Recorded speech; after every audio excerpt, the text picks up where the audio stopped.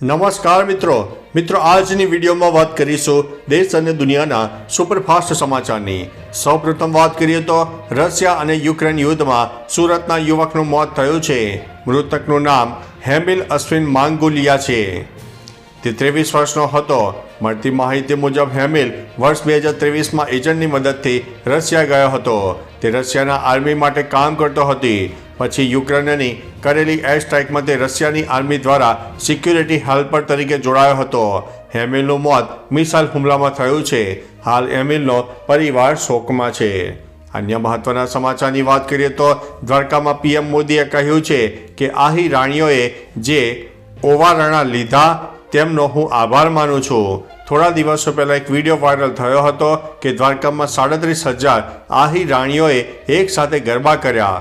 લોકો મને કહેતા હતા કે 37,000 આહી રાણીઓએ ગરબા કર્યા, તો મેં કહ્યું તમને ગરબો દેખાયો, પણ ત્યાંની વિશેષતા હતી કે તે સમયે ત્યાં ઓછામાં ઓછું 25,000 કિલો સોનું તેમના શરીર પર હતું। તેમણે સૌ આહી રાણીઓને માથું નમાવીને આભાર માન્યો છે।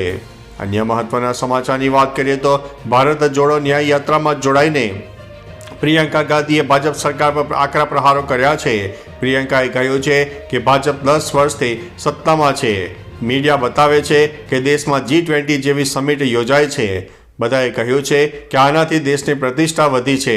શું અહીં ઊભેલા બાળકો, પોલીસકર્મી અને વિદ્યાર્થીઓ સાથે દેશનું સન્માન જોડાયેલું નથી?